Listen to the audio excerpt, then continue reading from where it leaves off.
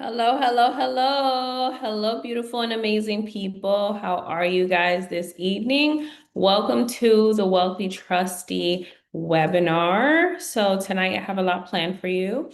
I am going to be teaching you guys how to build wealth the right way utilizing a trust entity. So if you guys are not sure what a trust is, you have come to the right place because I'm going to show you the steps that you need to take in order to set up a trust as well as how to build wealth utilizing these types of entities, okay?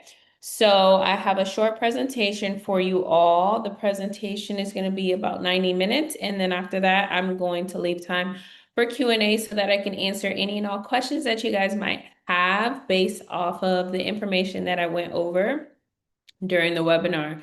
Now, disclaimer, I am not a licensed attorney or a certified public accountant. So the information that I'm going to be teaching you guys is from a standpoint of trusteeship. So I am a fiduciary trustee of a trust. And so I'm going to teach you from an operational standpoint of how to set it up and how to run and operate a trust. So without further ado, we're going to get started. So if you guys are ready for this type of information and you want to learn what a trust is, go ahead and put some fire emojis in the chat. And I will go ahead and pull up the presentation. Thank you, thank you, thank you for the fire emojis.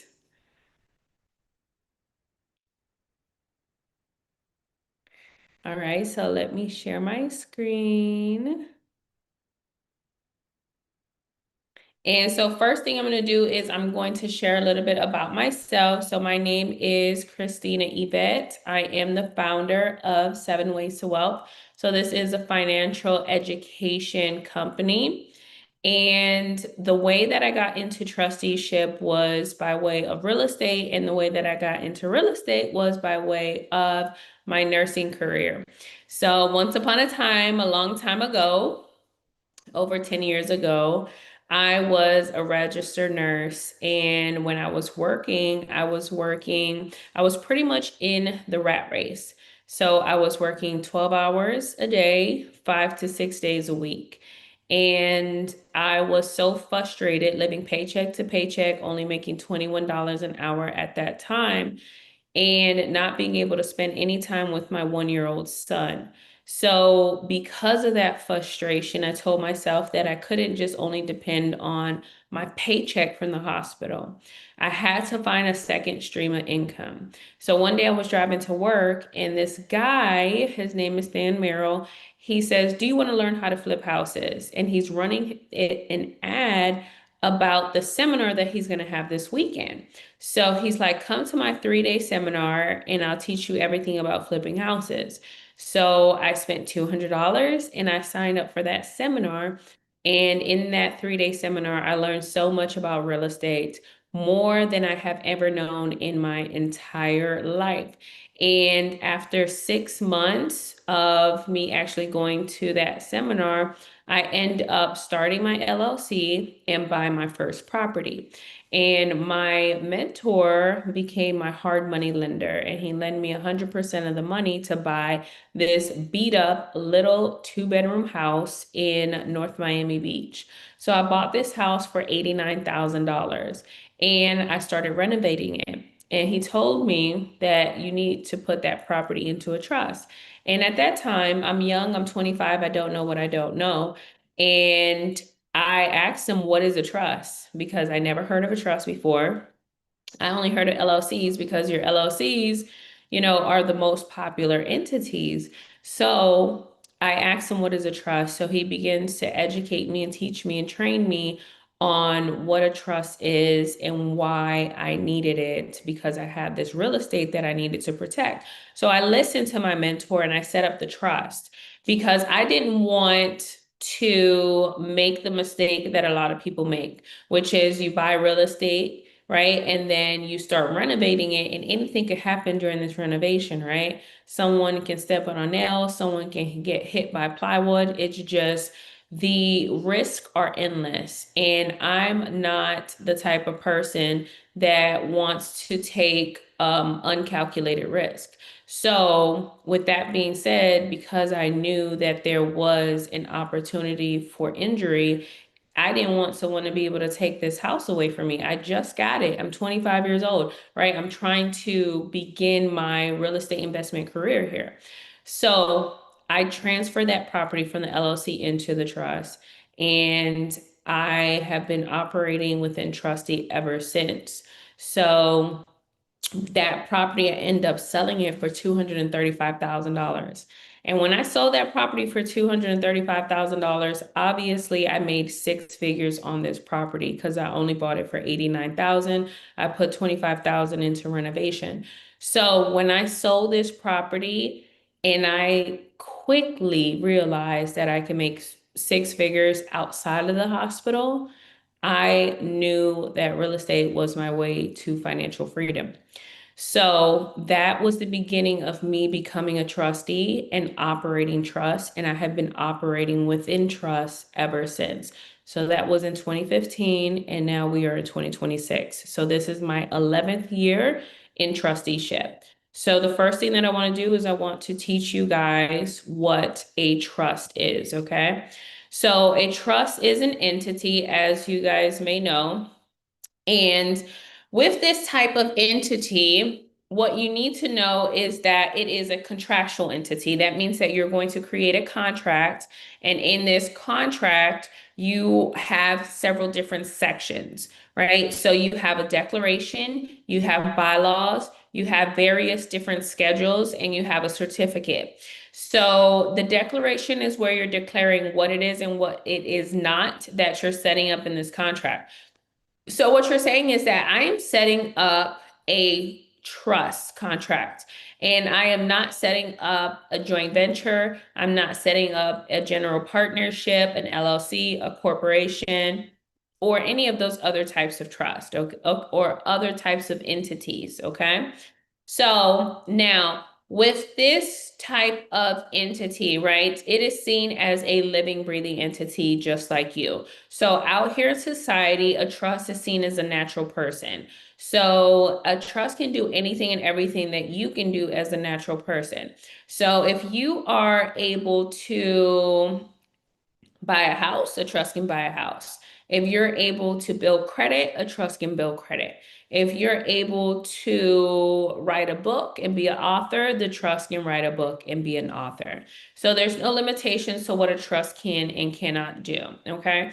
So with that being said, because it is a living, breathing entity, the trust has a birthday and a death date. It has a start date and an end date. Okay.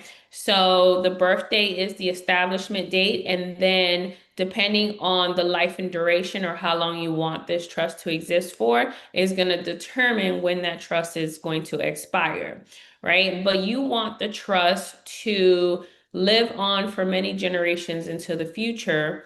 So whenever it's due to expire, we're going to go ahead and extend it or renew it so that it can last an additional 100 years into the future. So with that being said, let's continue. Now, who are the different parties involved in this contract, right? So remember, we have this contract with several different parties. The first party that I want you guys to know is the grantor. The grantor is the creator of the trust. Sometimes you might hear the term settlor or trustor when you are doing your research about trust. Now, that is the person who has created the trust for the benefit of someone else. That other person is the beneficiary, okay? Now, usually the grantor is going to put the first asset into the trust, which is going to be a gift. The second party is the trustee. That is the controller of the trust. That is the person who is going to control all of the assets that are inside of the trust. So they're going to maintain it, and they're going to be operating the trust on a day-to-day basis. Okay. Now, they are what we call the fiduciary, and they are doing what they're doing for the benefit of the beneficiaries, okay? The next party involved is the beneficiaries. Those are the inheritors of the trust. Those are the individuals that are going to be receiving the assets that are placed inside of the trust once the trust is terminated. But before the trust is terminated, these individuals will receive distributions as well as gifts. So there's a lot of benefits that they will be receiving during the life and duration of the trust as long as they're the beneficiaries. So now that we know the different parties involved in the trust, let's talk about the different types of trust. Now, every single trust is going to fall under one of these two categories that I'm going to describe to you now, okay? But do your due diligence and research to find out the best type of trust for you and your family. The first category that I want to share with you guys is express versus implied. An express trust is a written trust, which means that it is written in black and white, right? It is on paper, right? It is physically tangible. It's printed in that contract style. You physically sign it. You can physically touch it as tangible. Versus an implied trust is the verbal agreement that transpired between the grantor and the trustee that was never expressed, meaning that it was never put in writing. It always stayed oral or verbal, okay? So there's nothing that you can physically touch or feel when it comes to the actual trust. Now, the second category that I want to give you guys is simple versus complex. A simple trust is shorter in nature, and that means that it has less provisions and bylaws, which means that with that type of trust, the trustee is required to distribute all of the money that's inside of the trust. The trust cannot house trust funds in there versus a complex trust. A complex trust is longer in nature, so there's more provisions, restrictions, or rules and regulations or terms and conditions. So because that is the case, the trustee is able to keep funds inside of the trust for working capital, which means that all of the money that's inside of the trust doesn't have to be distributed. Now, the next category that I want to give you guys is discretionary versus non-discretionary. So a discretionary trust is where the trustee has full discretion to be able to make decisions for the trust that are not inside of the trust contract, right? So for example, crypto. If it's not inside of the contract, but the trustee says, yes, this is a good investment, the trustee can move forward with that investment, right? Versus non-discretionary, which means that the trustee is unable to make decisions on behalf of the trust organization that are not embedded inside of the contract. Now, the next category that I want to give you guys is statutory versus non-statutory. So a statutory trust is where we have state statutes and codes, and those state statutes and codes are embedded inside of the statutory contract, which means that that trust is limited. It can only be utilized in that one specific state, and it has to be registered with that one specific state, which means that it's going to become available on the public records, which means that everyone is going to visibly be able to see the contents of the trust. So they can see the whole trust contract, what's inside of it, what's the net worth of it, and everything, right? Versus a non-statutory trust. A non-statutory trust is where there are no state statutes and codes embedded inside of the contract. So because there's no state statutes and codes, the trust is not restricted to the one state where it decided to become established. So that means that with a non-statutory trust, you can actually operate the trust in all 50 states plus all of the US territories like Puerto Rico and Guam. So because you can use it domestically in the entire nation, right? Another factor is that it doesn't have to be registered. So that means that you get to maintain the privacy of your trust, and nobody has the potential to visibly see what's inside of your trust contract, which is beneficial for you. So the last category that I want to share with you guys is revocable versus irrevocable. Now, with a revocable and an irrevocable, when we are referring to this type of category, we are referring to one party having restrictions. Now, that one party is the grantor. So with a revocable trust, the grantor is typically going to serve as the grantor, the trustee, and the beneficiary. So they're going to serve as all three parties. And the grantor has what we call revocability. So that means that if they set up the trust, right, then they are able to revoke the trust. So that means that they can terminate it at any point in time.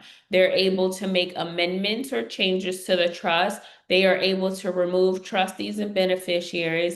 And if they were to place assets inside of the trust, then they can take those assets out. So because the grantor has so much power and control, and they are also going to serve as the trustee and the beneficiary, this type of trust is seen as their alter ego. So this type of trust is not seen as a separate entity from them. So this type of trust is actually going to operate off of the social security number of the grantor, right? Which is detrimental. The reason being is because if there are any creditors that are going to come after the grantor, they can come after the trust as well. So unfortunately, with a revocable trust, your assets are not protected at all. Okay. So if someone was to decide to come after the trust, then what can happen is the trust can go to court and the judge can decide to penetrate through the revocable trust. If they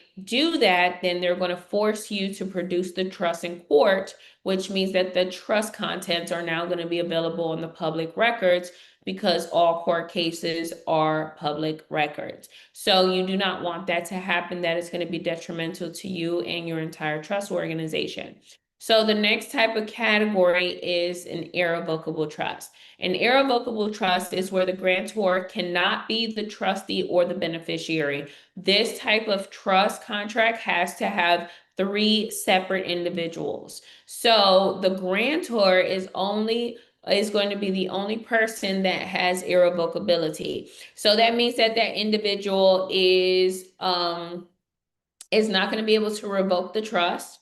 So that means that they cannot terminate the trust, they cannot amend the trust, they cannot remove trustees and beneficiaries. And if they were to place assets inside of the trust, they cannot remove those assets. So the grantor has no power and no control over the irrevocable trust.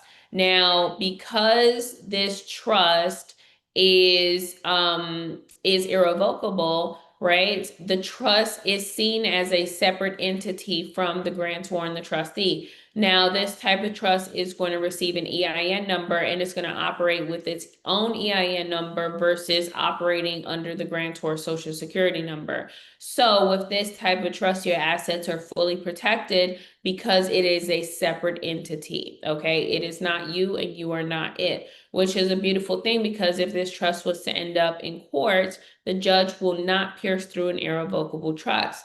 So now that you know the different types of trust, right? The first thing you want to do when you're actually creating a trust is you want to determine the type of trust that you want to create. Now, if you are intentional about asset protection and you want to protect everything that you have, then what you want is you want a bulletproof trust. So the bulletproof trust is a trust that's going to fall under the following categories. So out of all of the 5 categories that I just mentioned to you guys, the bulletproof trust has to be, the first thing is that it has to be expressed. So that means that it has to be in a contract style in writing. The second thing is that it should be complex in nature so that it can house trust funds. The third thing is that it should be discretionary. And the fourth thing is that it should be non-statutory. And the last category is that it should be irrevocable in nature. So as long as it falls within those 5 categories, then it's absolutely bulletproof and it's going to hold up in court and they are not going to be able to dismantle your trust, okay?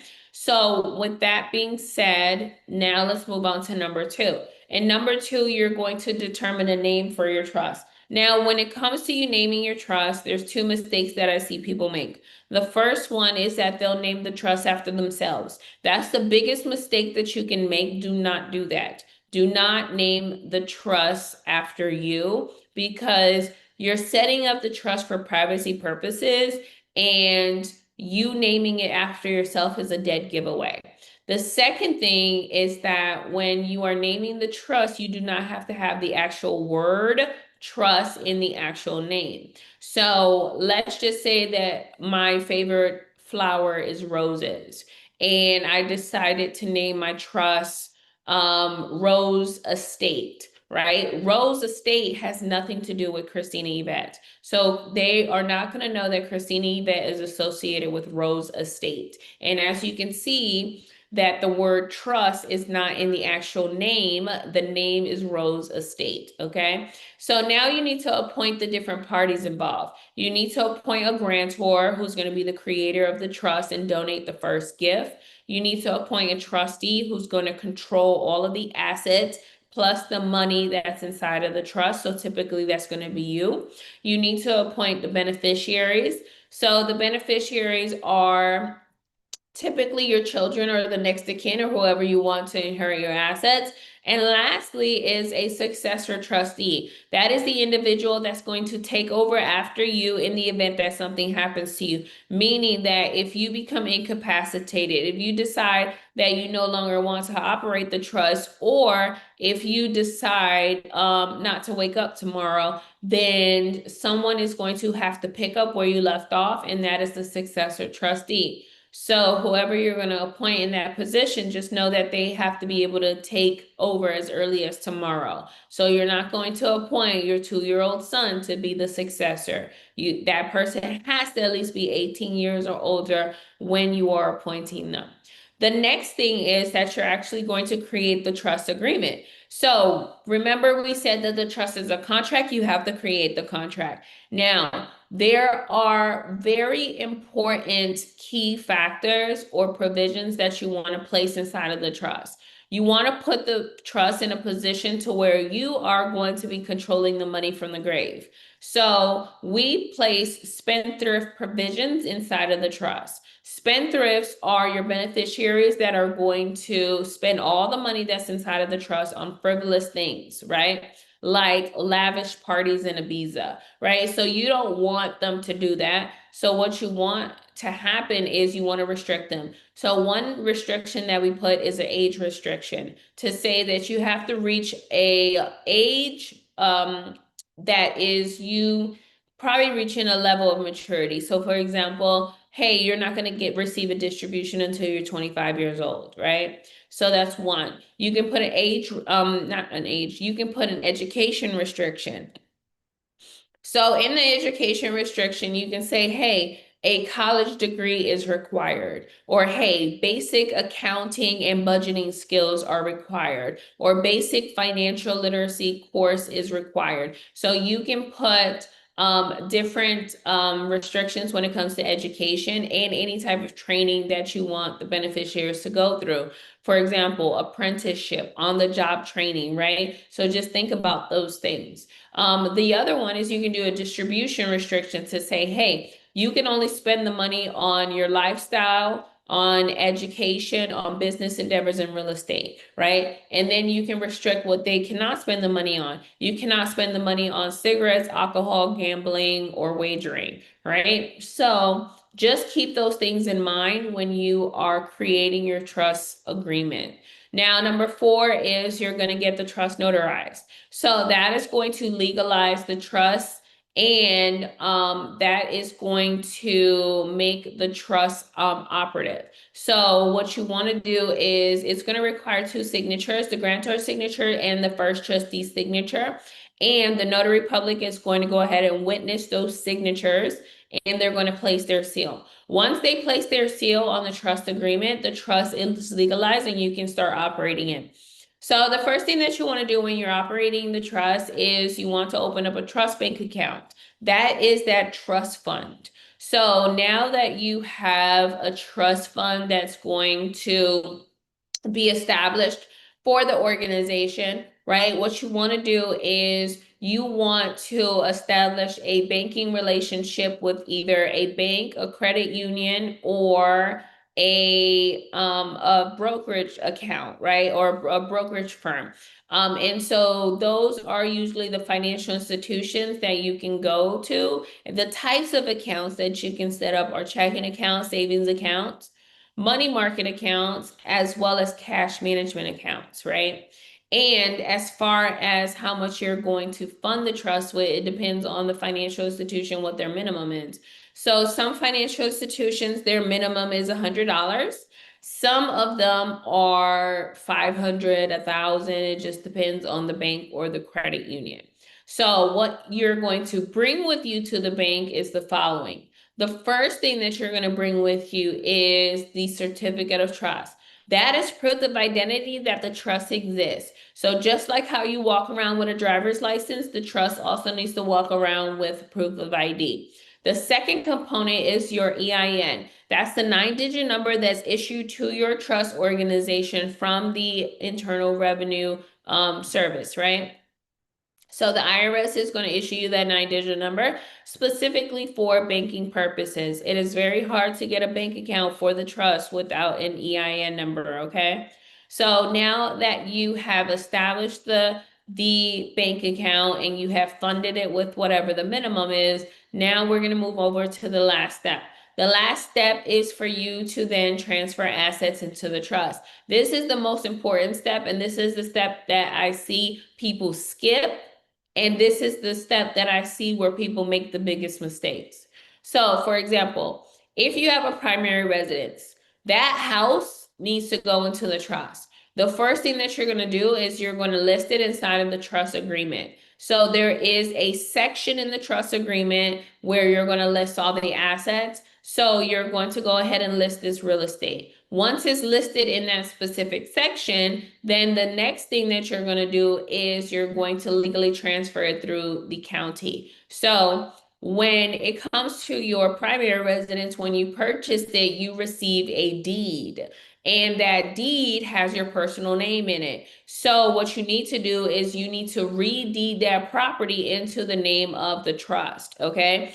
Once you have created a new deed and transferred all of your rights of ownership to the trust, then it needs to be notarized. Once it's notarized, it needs to be recorded with the county. Once it's recorded with the county is going to update the public records to show that the new owner of that property is the trust. So at that point in time, your property is going to be protected, fully protected in the events of any of the following. So what can a trust actually protect you from? It can protect you from bankruptcy.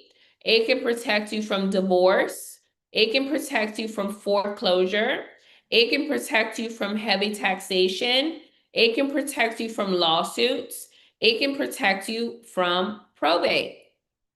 So when it comes to the trust, the main reason why you want to establish it is not only for protection, but also for privacy. Because, for example, that primary residence, you don't want anyone to know that you're associated with it. So you want to be able to protect it just in case somebody wants to come after you.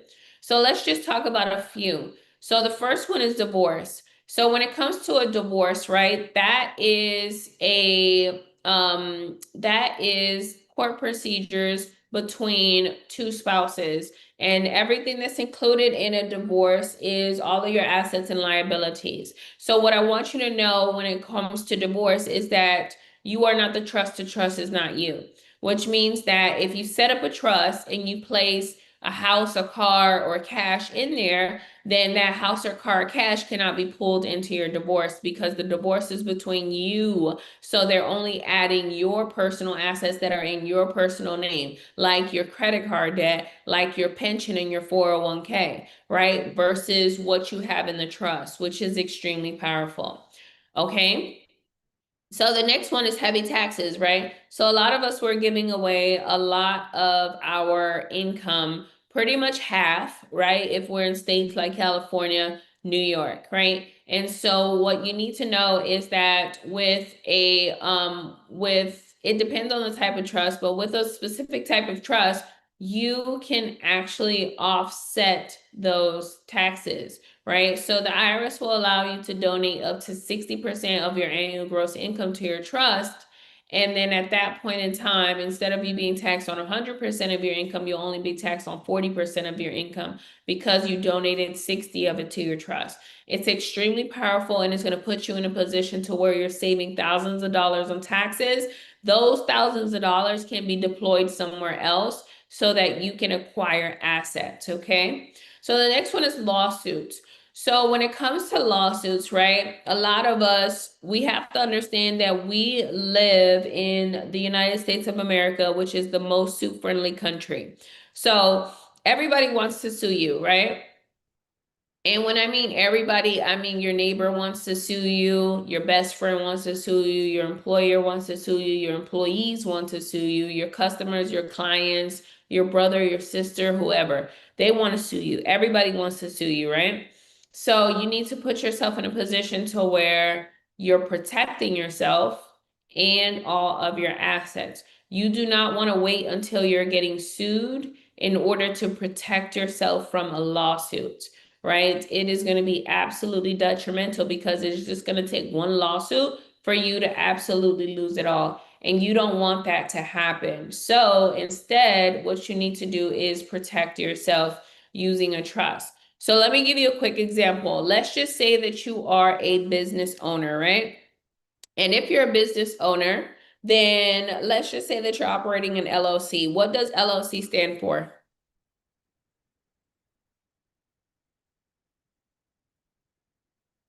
Limited Liability Corporation. Yeah, so it stands for limited liability company. So if the company has limited liability, who do you think has the other half of that liability?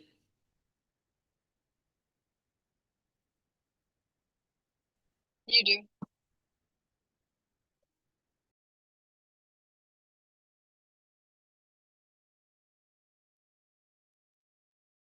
That's absolutely correct, right? So the owner of the company is going to be fully, yes, exactly. Thank you, Andrea. So the owner of the company is going to be liable, right? Which is detrimental because let's just say that your client decides that they want to sue you for $500,000 and they go after the LLC, right? So now the LLC is going to court, and unfortunately, the LLC loses that judgment. But the LLC can't cover $500,000, right? What can happen is the judge can pierce through the corporate veil and go after you as the owner of that LLC. A lot of people think that the LLC is the end all be all, right? But you actually hear it in the actual name, right? Limited liability company. So if it is a limited liability company, right, then what's going to happen is that the owner is also going to be liable, right? Once that corporate veil is pierced, right? And if the judge decides to pierce through the corporate veil and go after you, that means they're going to go after you, the owner, right? Which is the authorized member or managing member of that LLC. They're going to go after you for your personal assets. So that means that if they go after you for your personal assets, right? They want you to cover that $500,000 judgment. So they're going to garnish your wages. They're going to garnish your entire bank account. They're going to seize your assets, right? Like your house, your car, your paintings, your jewelry, anything that you have that's able to cover this judgment. Now, you do not want that to happen because that's going to be absolutely detrimental to you and your family. So, what you want to do is you want to put yourself in a position to where you're protected, which means that a trust can help you in this situation. So, you want the trust to actually own the LLC. You don't want to personally own the LLC because in this whole entire scenario that I'm giving you, if you remove yourself as the owner and add the trust, and there's a $500,000 judgment, then they're going to go after the trust. They're not going to go after you. And it's very hard to sue a trust, right? And so you want to put yourself in a position to where you're not liable and they're not going to come after you. Okay. So, let me just, hold on one second.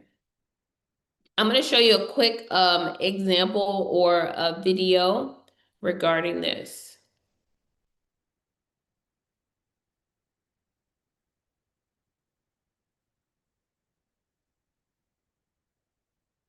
Just a quick story of why I'm here. I was sued. I lost everything. And when I say everything, I'm talking about a $700,000 house. I'm talking about 4 vehicles.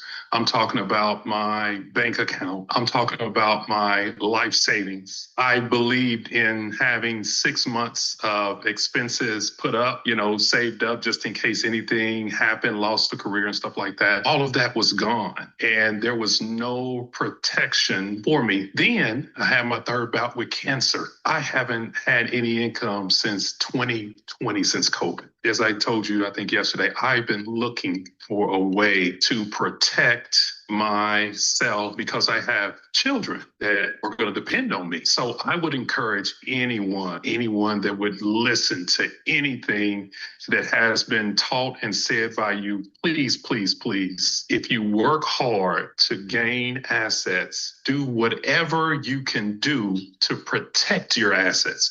Why do you think they've hid this from us for so long? Why do you think they were the only ones that were saying trust fund babies? It was because they were the only ones who were privileged to know this, who was privy to this knowledge. Now we have it through Christina. And I thank you for your level of knowledge and for not being a gatekeeper and for giving us what we need to know in order to make this happen.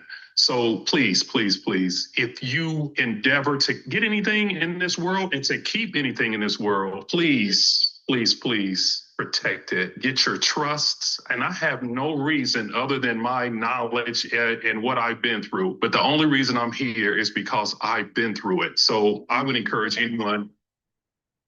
So do not wait until you are getting sued.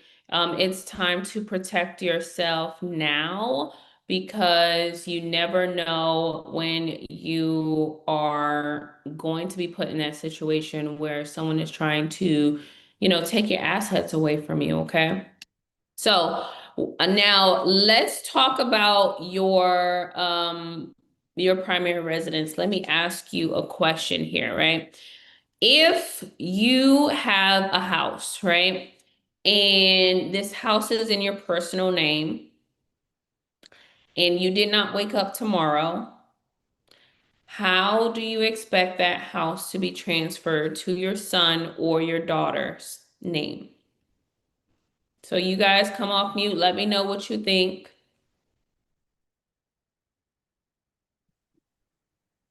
Through a trust? So the house is in your personal name and you don't have a trust.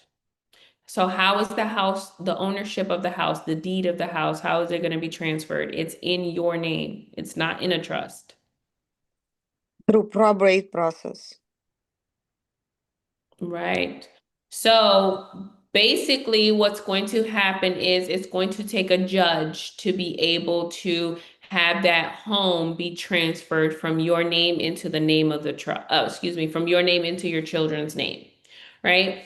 So that is very detrimental. What's happening here is that you're going to leave it up to a judge that doesn't know you. That judge doesn't know your son or your daughter, but you're leaving it up to them to be able to make the decision if your son or your daughter is going to receive your house, right? And so this is the situation that a lot of us are in. And that process is called the probate process. So I'm going to quickly explain to you what your family is going to go through, because unfortunately, our family is losing their inheritance. Our children are losing their inheritance because we are forcing them to go through the probate process, right? And we have bought into the lie thinking that a will is good enough. We've bought into the lie thinking that I only have one child, so my property is going to go straight to my child, right? Which is not the case. That is definitely not the case. And you need to be fully aware of what the probate process looks like, because we're all going to go through the probate process unless we have a trust, right? So this is what it looks like. Let's just say that you have a will, right? A lot of people think that a will is also the end all be all, but it's not. A will is a wish list, right? So a will is your last will and testament where you are putting together a set of legal instructions that's designed to be carried out in the probate process. So your will automatically goes to probate, right? And that's where they are going to decide, who gets what, right? Now, a will cannot own anything. A will is a wish list where you're saying, I wish my daughter will get my house and I wish my son will get my car, but there's no guarantee, right? And if you have a trust, right, a trust can actually own assets, right? Versus a will. So a trust is superior to a will, and everything that you have inside of the will can go into the trust, okay? So now what I want you guys to know is let's talk about what the probate process looks like. So the first thing is that if you have a house, let's just say you have cash, $500,000, and let's just say that you are you have a vehicle, right? So you have these three things, and you didn't wake up tomorrow. So what's going to happen is, because you didn't set up your estate, now the state where you're a resident, they have to create an estate for you. So for example, you are, a resident of Texas. So now Texas has to go ahead and create an estate for you because you didn't do it yourself. You didn't create an estate while you're living. So now Texas has to create an estate for you, okay? So Texas is going to create this living estate for a dead person, and they're going to name it after you. So if your name is John Smith, they're going to name it the John Smith Estate.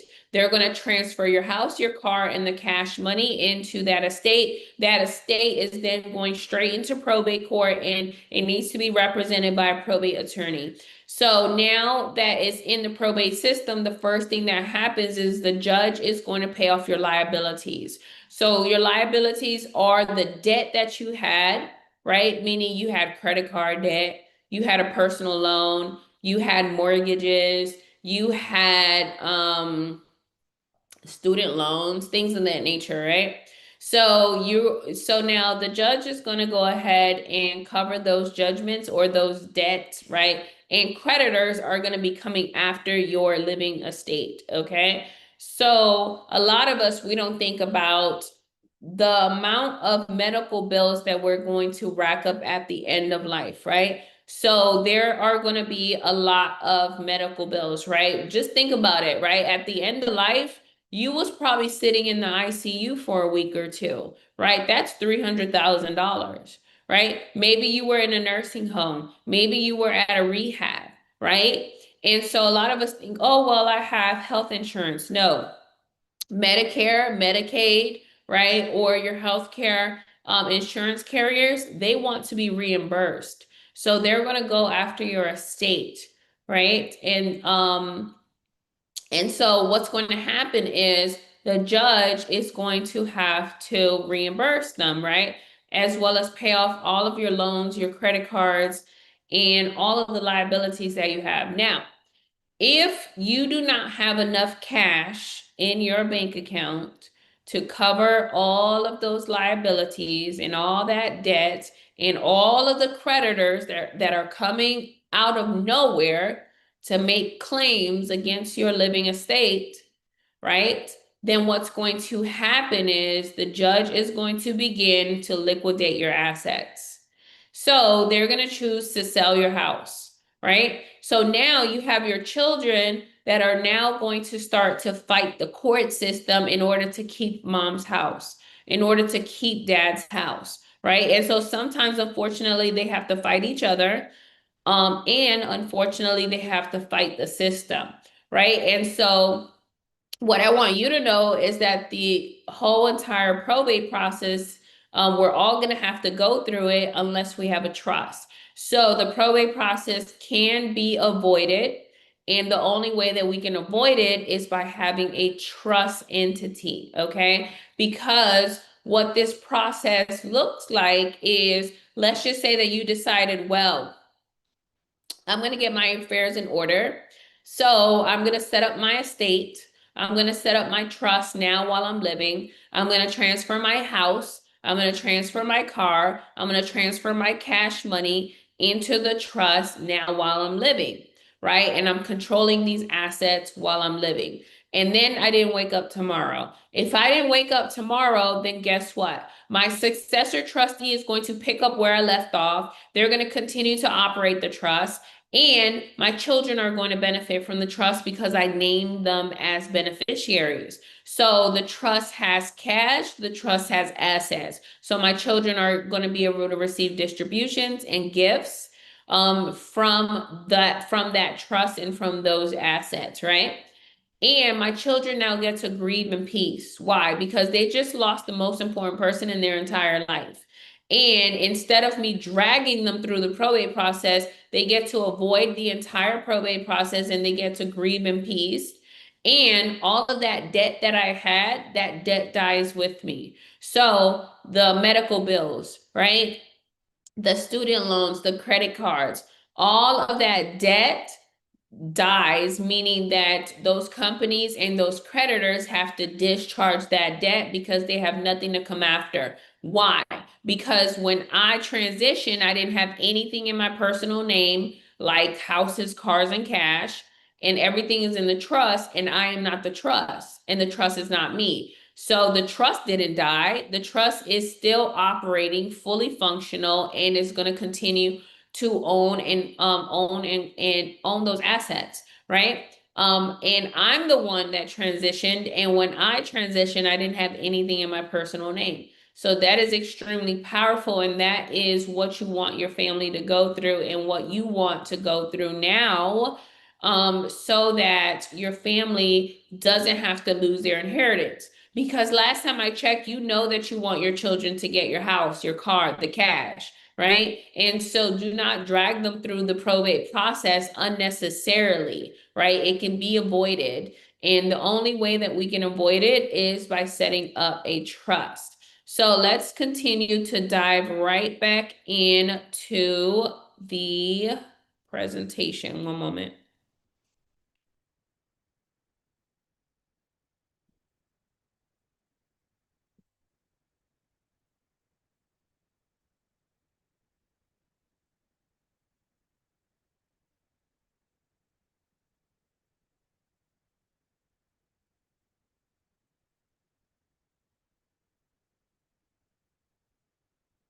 All right, so this is the wealth building formula. So quickly, I want to go through it.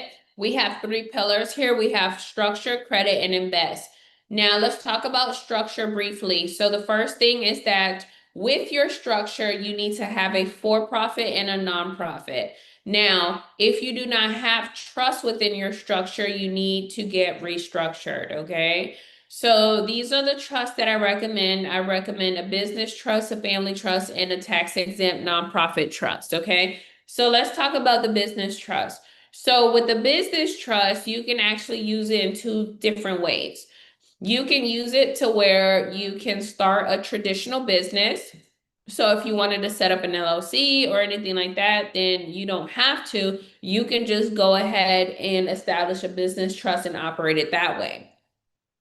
The second way is you can operate it as a holding company, which means that it is going to be non-operational, so it doesn't have any products or services, and it's going to be solely utilized in order to manage other legal entities like your LLCs and your corporations. So remember earlier, I gave you an example of what an LLC stands for, right? And how instead of you owning your LLC, that you want to replace yourself as the owner. So what that looks like is when you created your LLC, you did articles of organization. So now you have to do an amendment to those articles of organization. You have to remove yourself as the manager or the authorized member, and you need to add the business trust now as the new manager or authorized member. So now that you have established that, now what is going to happen is the LLC is going to remain intact. The LLC is the one that's providing the products and services to your clients and customers. So now the LLC is the one that's generating the money, and it's going to distribute that money to the business trust. So let's just say that your LLC generated $100,000. That 100,000 is going to go to the business trust. So now what's going to happen with the $100,000 is with these type of trusts, right? So for example, business trust is a for-profit entity. So it has to pay anywhere between 10% upwards of 37% in taxes.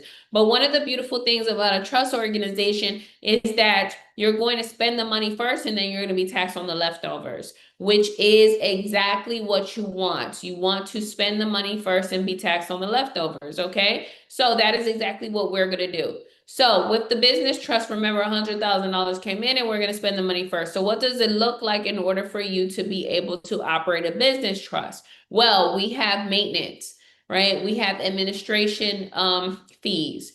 And then we have operating expenses. So whatever it costs collectively, that money, those operating expenses are tax deductible. So what's going to happen is you're going to reduce your tax liability by writing off those operating expenses. So let's just say that our operating expenses was $30,000, right? So with that $30,000, we're writing it off, and now we only have 70,000 out of the 100,000 left. So we're going to have to pay anywhere between 10% upwards of 37% in taxes for the 70,000. But one of the beautiful things that I love about a trust is that a trust has a beneficiary and you can distribute to the beneficiary. So if you distribute to the beneficiary, then that means that the trust doesn't have to pay taxes on that distribution. That distribution is 100% tax deductible. So what we do is we are going to make the family trust the beneficiary of the business trust. The reason why we do that is because we want to be able to provide for the family, but the money needs to come from the business, right? And so we need to be able to flow that money from the business into the family seamlessly, and we do that by way of a distribution. So basically, that $70,000, instead of us paying taxes on it on the business trust level, we're going to distribute it to the family trust. So now that we've done that, right, we don't have to pay taxes on the business trust level for the 70,000. So we wrote off 30,000 in operating expenses, and then we wrote off 70,000 in distribution. That means we wrote off 100,000, which is 100% of the money. That means that we have a 0% tax liability. That means that we are done paying taxes for the business trust. So now we're going to move on to the family trust. With the family trust, this is used for your personal assets, meaning your primary residence, meaning your jewelry, your handbags, your heirlooms, your life insurance policies, right? Your stocks, your bonds, your crypto, things of that nature, right? So all of your personal assets that has nothing to do with business is going to go inside of your family trust, and your children are going to be the beneficiaries of your family trust.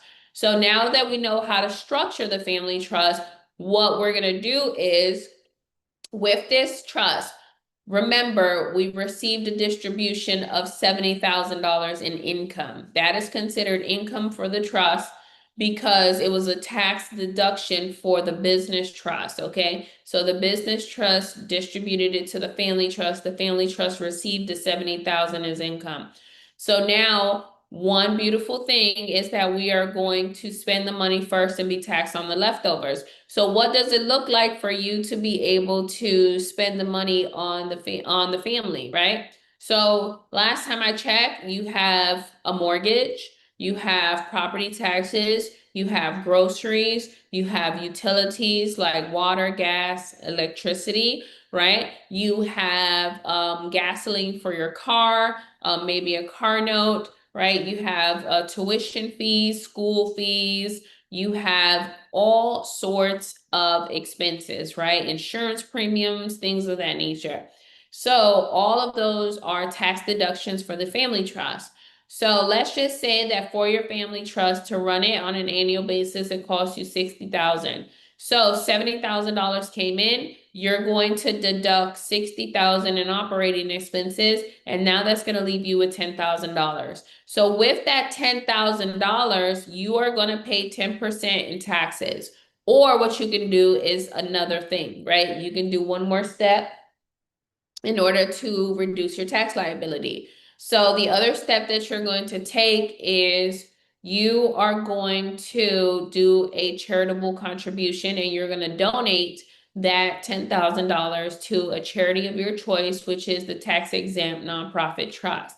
So now that you've donated that $10,000, we are all done paying taxes on the family trust level, because out of the $70,000 that came in, we wrote off $60,000 in operating expenses, and then we donated $10,000. So now we have 0% tax liability, which means that we are done paying taxes for the family trust level. So now let's talk about the tax exempt nonprofit trust. So this trust is designated as a 508c1a, which means that it's automatically exempt from paying federal taxes to the IRS, as long as the money that is being received in this organization is labeled as a tithe, a donation, or a gift, okay? So it's automatically exempt from federal taxes because of the separation between church and state. So this type of entity is labeled as a faith-based organization. So you can run it like a charity, you can run it like a school, or you can run it like a church, okay? So it's for charitable, education, or religious purposes, okay? So you choose how you want to operate it, okay? Now, if you do have income that comes in, anything over $5,000, you would have to pay taxes on it. So documentation is very important, and you want to ensure that whatever money is coming into this organization, you are documenting it as a donation, a tithe, or a gift. Now, one beautiful thing that the IRS will allow you to do is, if you are a W-2 income earner, and whatever your annual gross income is, the IRS will allow you to donate up to 60% of your annual gross income to the tax-exempt nonprofit trust. So you're going to be saving thousands of dollars on taxes if you get to donate up to 60%. Because now, when that money sits inside of the tax-exempt nonprofit trust, you can deploy that money to businesses, investments, and to acquiring assets, which is extremely powerful, okay? So we're done with the trust structure. Let's move on to credit. One thing that I want you to know is OPM, right? If you are intentional about building wealth, you're going to build wealth utilizing other people's money, specifically the bank's money. So the bank is getting rich using your money, because when you get paid, your money goes straight to direct deposit into the bank. And we live in a fractional reserve system, so where the bank doesn't have to hold the money that you actually see in that account, right? They probably have 10% or a fraction of it in there, okay? So what is the bank doing? Well, when you do a direct deposit, you are actually lending the bank your money. And so now the bank is taking your money, and they're doing what? They're flipping it. They're lending it out as well. They're lending it out to other people, and that could be specifically for a mortgage, for a car note, for student loans, for credit cards, for personal loans, things of that nature. And so the bank is lending it to them at high interest rate, and they're getting rich in the process. So we need to leverage the bank, and we need to do the same thing that the bank is doing. So, for example, we need to be able to so with the trust, right, it can actually build business credit, right? And so we need to be able to leverage a second credit profile. So a lot of us were depending on our personal credit profile, but with the business, what happens is it will be able to qualify for higher lines of credit. So higher lines of credit, like, for example, 50,000, 100,000, things of that nature. Versus on the personal side, you're probably getting 10, 15, 20,000, right? So just keep that in mind when you are considering OPM, other people's money. specifically the bank's money, leveraging your credit profile that you can establish with the trust. So let's go on to the last one, which is invest. So these are my two favorite assets. So the first one is the index universal life insurance policy. The second one is real estate. Now, when it comes to the IUL policies, I personally have 5 policies, and they are not in my, they're not in my personal name. So the trust is going to own the life insurance policies. The trust is going to pay the premiums every single month, and the trust is going to be the beneficiary of those policies. So let's talk about it, right? So a lot of people think that life insurance is supposed to be used when they are dead. But life insurance is supposed to be used when they are living. That's why it's called life insurance and not death insurance. So there's a lot of living benefits. So let's talk about it. So the first one is that the money that you have inside of your life insurance is liquid, right? So there's a lot of liquidity. The second thing is that with this type of policy, right, it has a death benefit associated with it. So if anything happens to you, which is the insured, then your beneficiary is going to receive that death benefit. Your money is going to accumulate in this policy tax-free. And there is a second bucket inside of this policy. It's called cash value.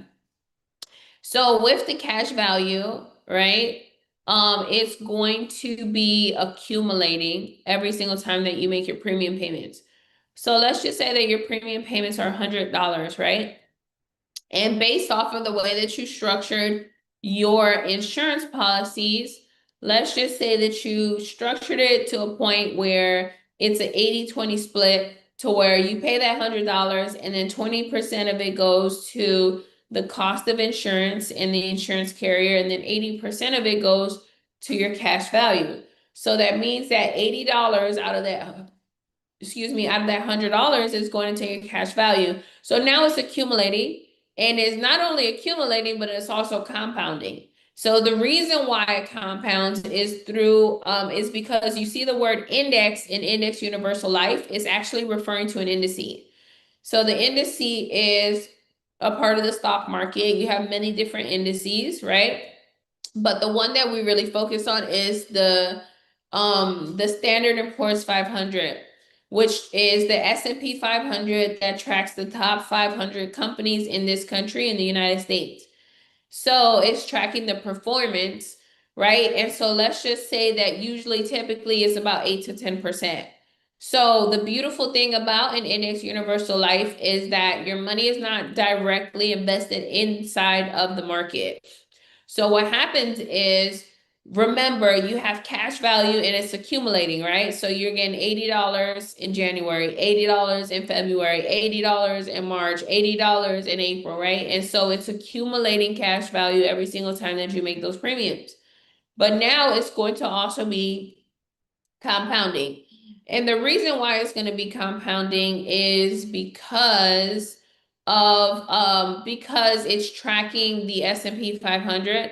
And so the carrier, what they're going to do is they are going to match the performance of the S&P 500 with your cash value.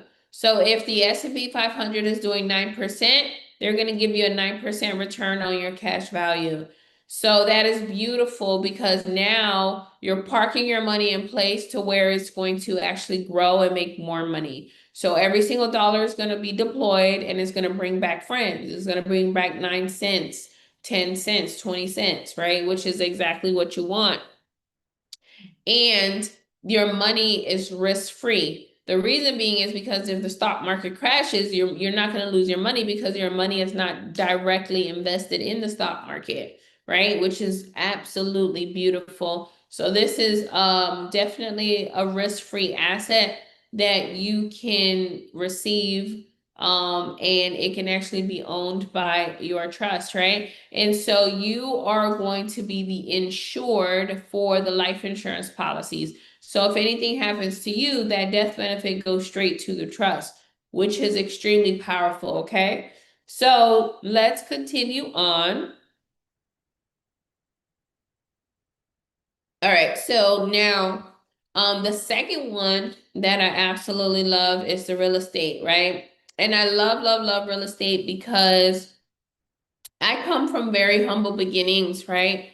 To where my family and I we were living in an abandoned building, like totally homeless squatters. And now I have built a real estate portfolio that is seven figures, and it allowed me to actually retire myself, right? From my nursing career at 31 years old. So when I tell you that real estate can really be your way out and it could be your way into financial freedom, it really can. So you can actually put yourself in a position to where you're buying real estate with $0, okay? $0 down. That's exactly what I did, and that's exactly what I continue to do. So let's just talk about real estate briefly. So what I want you to know is that your trust can own real estate, okay? Your trust can qualify for a mortgage. Your trust can qualify for a home equity line of credit, okay? So that is extremely powerful because you want to be able to put yourself in a position to where the trust can sustain itself. You do not want to pour in your W-2 income into the trust. The trust has to be able to sustain itself so that one day you are able to replace your 9 to 5 income with the trust, right? So let me give you an example when it comes to real estate. Let's just say that you want to buy a multifamily. So you're gonna buy a triplex, right? So it's 3 doors, one roof. Now, with this triplex, right, the first thing that you're gonna do is you are going to get mortgage, right? And so you're gonna leverage OPM, you're gonna use the bank's money. So you're going to qualify for a mortgage, and the type of mortgage that you're going to obtain is the DSCR. So that's the debt service coverage ratio. They're going to give you up to 80% of the purchase price, which is powerful. So now all you have to do is find 20% of the purchase price. Now with this type of mortgage, it's specifically for entities that are going to acquire income producing properties that are not going to be owner occupied. So now that we know we're going to get a DSCR and we're going to cover 80% of the cost, we got to go find the other 20%. So remember I told you that you want to be able to establish business credit so that you can get credit cards. And those credit cards are going to be $50,000, $100,000, $200,000, $300,000, right?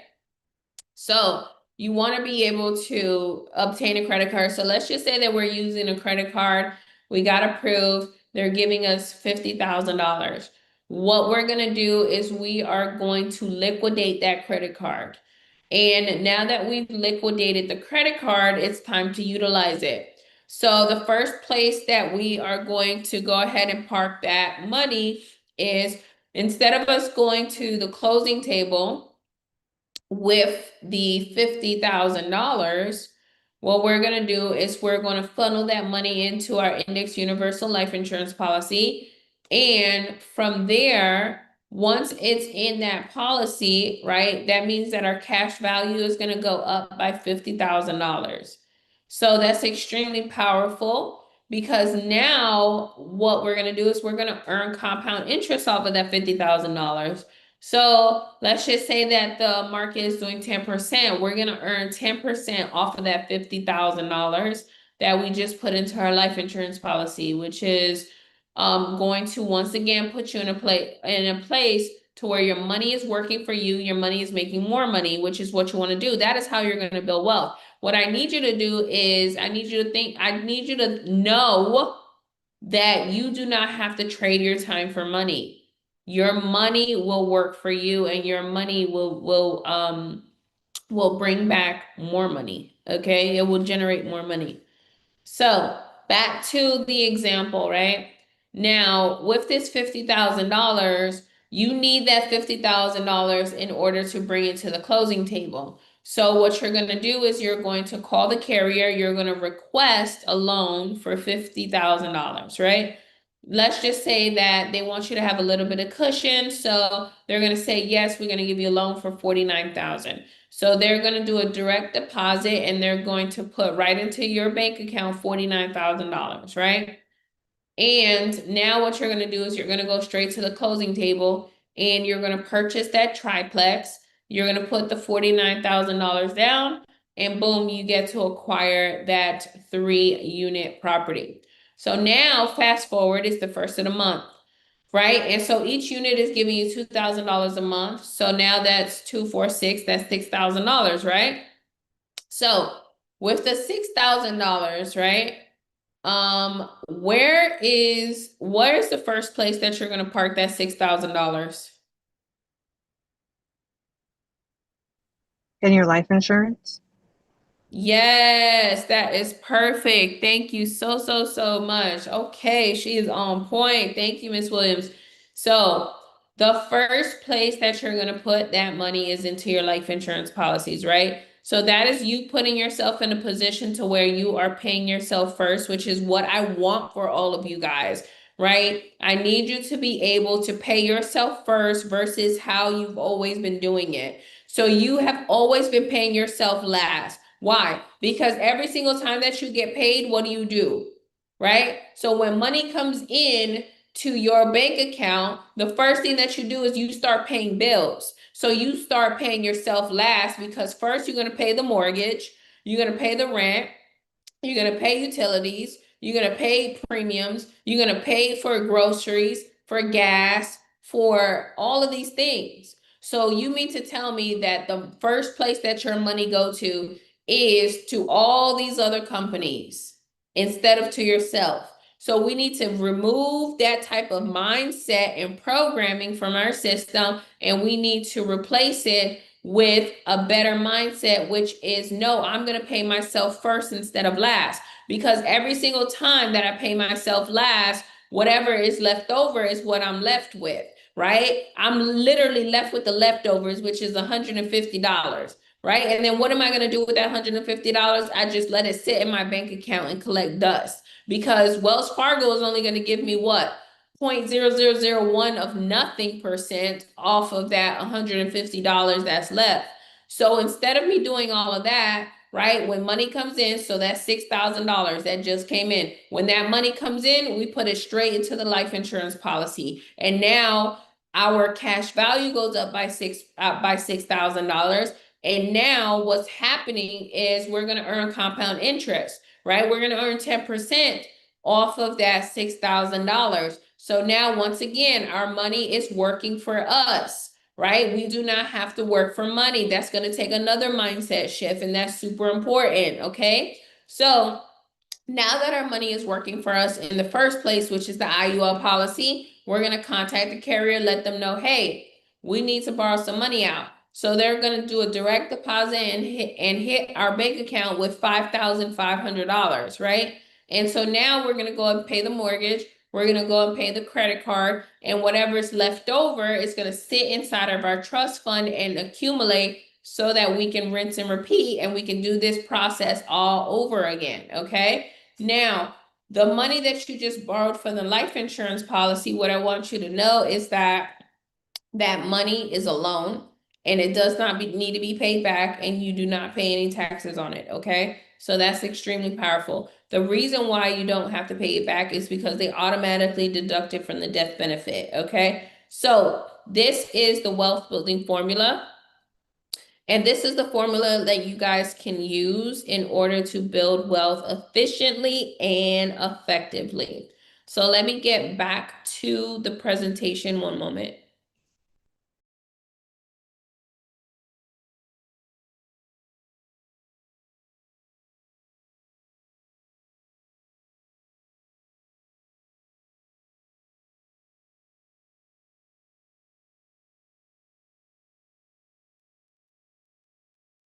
Now, let me ask you guys a question. Have you ever asked yourself, how am I going to transfer wealth?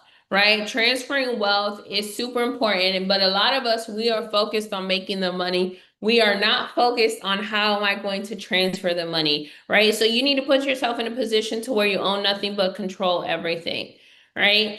And I'm going to say that again because it's super important. You need to put yourself in a position to where you own nothing but you control everything. That is what we define as ownership, right? So we define that as stewardship, right? Where you're being a good steward of your assets, to where you're controlling where the money is going, to where you are making sure that everything is well preserved and conserved versus ownership. Ownership is the programming that you received from society to where they want you to believe that you need to be the proud owner of your house, the proud owner of your car, the proud owner of your bank account, the proud owner of your job, and everything else, right? Because remember, you use your name and your social for everything when you're navigating here in society. And so you need to move away from ownership and you need to move towards stewardship, okay? So how are you actually going to transfer the wealth? Well, remember, the first thing that you want to do is you want to establish a trust because that is how your children are going to receive their inheritance. Now, every single trust is going to create trust certificate units, which are TCUs. So TCUs are just like stock certificates. So you know how stock certificates represents ownership in a corporation? Well, TCUs represents beneficial interest in a trust, meaning that let's just say I set up a trust today. Well, when I set up that trust, it's automatically going to have 100 trust certificate units, and I'm going to distribute them to my beneficiaries. So if I do that, then what's going to happen is, let's just say I'm one of your beneficiaries, I'm going to receive, let's just say 25 TCUs, which means that I have 25% of beneficial interest in the trust. Let's just say that the trust is worth $1 million. That means that my beneficial interest of 25% or 25 TCUs are going to be equivalent to that $250,000, which is extremely powerful. Because that is how you're going to transfer wealth, through TCUs. Because right now, today, you are going to name your beneficiaries as the TCU holders, and then in the future, they're going to name their kids as the TCU holders, and then their kids are going to name their children, and it's going to pass down from generation to generation to generation, which is what you want, okay? So now let me ask you, right? How is it that we have famous families and athletes and celebrities that we don't see this process, right? How they end up losing the money either in their generation or the next generation, right? It's statistically shown that wealth is lost by the second to third generation, and it's 90% of the wealth, right? So I'm here to tell you today that our children are losing their inheritance, and that's because we have not gotten our affairs in order, right? We don't even think about, for example, preservation, right? And so the reason why our children are losing their inheritance is because we have not put ourselves in a position to where we're preserving the wealth so that it can last many generations into the future. We're not thinking about generational wealth, unfortunately, right? So what's going to happen is if you want to be intentional about building generational wealth, then you need to be able to have the tools for preservation. So there's two tools. So the first one is a trust. The second one is the life insurance policies. Now, what's going to happen is the trust is going to insure everything. The trust has a house, it has homeowners insurance. The trust has a car, it has automobile insurance. The trust has cash, it has FDIC. So the trust has what we call human assets. Those human assets are you and you as the trustee, right? Your co-trustees, your beneficiaries, and your future beneficiaries. So what happens is you are the insured. The trust is going to be the owner of those life insurance policies. The trust is going to pay the premium, and then the trust is going to be the beneficiary of the life insurance policies, because if anything happens to you, that death benefit goes straight to the trust. So if you have a $2 million death benefit, it's going straight to the trust. And now, if anything happens to you, remember the trust is devastated. So the trust needs to be compensated for that loss. So that $2 million death benefit goes straight to the trust, right? And then you're just going to rinse and repeat. And that is how you're going to preserve the wealth, right? Because remember, we said that the trust is going to ensure the trustees, the beneficiaries, and the future beneficiaries. Those future beneficiaries are called trust fund babies. So that is what a trust fund baby is. A trust fund baby is when a baby is born into the trust organization. When that baby is born, the trustee is going to put out a life insurance policy on that baby, right? When that baby's at least 30 days old. And then what happens is the trustee is now going to pay those premiums. So it's going to be monthly premiums of $100. Right? And so the trust is going to pay that $100 every single month, right? And now from that 30-day-old baby, that baby is now going to start accumulating cash value, and that cash value is going to start compounding and receiving compound interest through the index through the S&P 500, right? And so you can only imagine the type of compounding that is happening from a 30-day-old. So let's just say that fast forward into the future, that 30-day-old trust fund baby is now 18 years old. Well, they're going off to college and they need a car. They need a set of Hot Wheels in order for them to ride around campus. So what's going to happen is they can clearly go to the dealership and they can pull their credit, get into a high interest automobile loan, and they can start paying $1,000 a month on a $30,000 car. Or because they're a trust fund baby, a beautiful thing that they get to have, right? One of the privileges that they get to have for being a trust fund baby is they can go to the trust and they can request a loan, and they can ask the trustee for a loan for $30,000 for their first car, and that trustee is going to write them a check for $30,000 and hand it to them. But we want them to be a responsible member of the trust organization. So we're going to tell them, hey, you have terms and conditions. You're going to have to pay the trust $300 a month, right? Plus interest on that $30,000 loan. So now the trustee is paying $300 every single month, right? So what's going to happen is let's just say that trust fund baby now decides that they want to default. They're like, hey, I'm tired of paying the trust, and boom, I defaulted, right? Well, that was actually a risk-free loan, and it's okay that the trust fund baby defaulted because the money did not originate from the trust fund. It actually originated from that trust fund baby's life insurance policy. So when that trust fund baby came to the trustee to request for that $30,000, that trustee went and contacted the life insurance carrier, requested the loan for $30,000. That $30,000 was direct deposited into the trust fund, and that's when the trustee issued the check. So that $30,000, right, does not need to be paid back because it originated from the life insurance company, and they are automatically going to take it out of the death benefit. So when that trust fund baby expires, right, and they have a $5 million death benefit, it's going to be $5 million minus the 30,000, whatever the balance is, it goes straight into the trust because the trust is now replenished because that trust fund baby expired.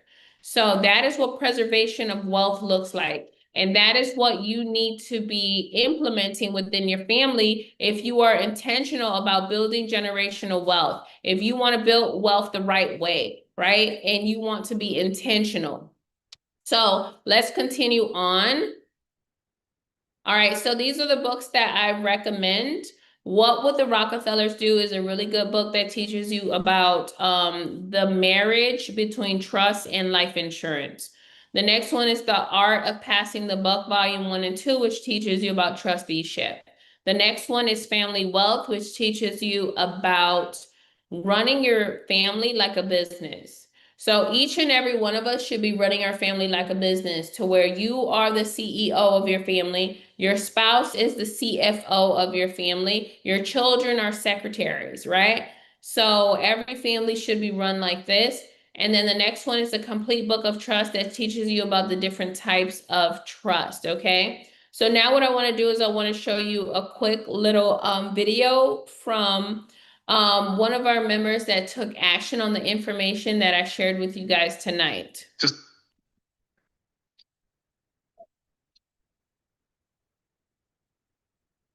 Well, kudos to you all. Again, Christina, it's been a wonderful experience. I've been looking at your videos on YouTube for a while. And, there are a number of people offering trust these days. And, I guess that's the big thing, don't own anything, control everything. That kind of, I didn't say it correctly, but that is the sentiment. And so it seems like the playing field is being leveled now from the rich and people who weren't privy to this information. So thank you for being such a great asset to a community that didn't have this information. And you made it so simple. Thank you for the recordings. Thank you for the step-by-step instructions, things that we can go back and look at. So we do appreciate you. And thank you, Mondo. That was a great explanation of infinite banking. I know a number of people are talking about that, but they make it so complex. And his presentation was nice and succinct and very informative. So this has been an overall great experience. I definitely will recommend you to others. So just take action on the information that I provided with you guys tonight. So we can definitely work together. I do have a program teaching you guys step by step how to actually set up this trust structure. So if you guys are interested in the 3 trusts that I mentioned, which is the business trust, the family trust, and the tax exempt nonprofit trust, then you can actually join the program. So I have 3 different offers here. So the first one is do it yourself, where you're able to take our course. Our course is an on-demand course. So once you sign up, you get full access to it. So currently it has 43 video modules and you get to download the templates and watch the video trainings. So the video trainings are showing you step by step how to set up the trust, okay? You get lifetime access to the course. So if you need to set up another trust 2 years into the future, you just log right in. You have resources and ebooks. So those books that I just mentioned, you get those books complimentary inside of the program, and some of those books are valued at over $800. As far as the resources, we teach you step by step how to open up your bank account. So we provide you with the resources that you need. We teach you how to transfer your real estate into the trust. So we provide you with the resources like the quit claim deeds, the business purchase agreements, right? The bill of sales, everything that you need. If you want to have board meetings for your trust, right? We provide you with all of those things. Then we have a private Facebook community and a private Telegram chat. That is so that you can have access to our other trustees. We have over 2,200 trustees in our community where you are going to have full access to these trustees that are in your same city, in your same state, and they have been operating their trust for years, and they are like-minded individuals, right? And so you want to be within a community where people are just like you and doing what you're doing. They're focused on asset protection. They're focused on getting restructured. They're focused on building a legacy. And I know that that's what you are also focused on. So the course is only $997. Your second option. So your second option is Done With You. Done With You is where we provide the training in a workshop style setting. So that means that we're going to provide you with 5 live group Zoom calls. So just like how we're showing up on Zoom today, we will show up on Zoom for the workshop. So the workshop is going to be Monday through Friday, and it's going to be from 11 in the morning to 2 p.m. Eastern Standard Time. And on Monday, I'm going to show you how to establish the business trust. So I break down every single paragraph of that trust. That trust is 50 pages. And then we're going to dive into Q&A after we are done setting up the trust. I'm going to answer each and every question that you have, right? And I'm super thorough when I'm educating you guys, because I want you to understand this information so that you can retain it. So on Tuesday, we're going to focus on the family trust, and then we dive into Q&A. On Wednesday, we're going to focus on the nonprofit tax exempt trust. I'll show you the process of getting your nonprofit tax exempt ID numbers. And then I will show you how to become an ordained minister if you want to operate it like a ministry. So we're going to dive into Q&A. Now, the thing about the workshop is that you are in a group setting where during these Q&A sessions, people are asking really good questions that you didn't even know that you wanted to know. So you end up learning more just by being in this exposed environment. Now, with the workshops, right, on Thursday, we're going to focus on OPM.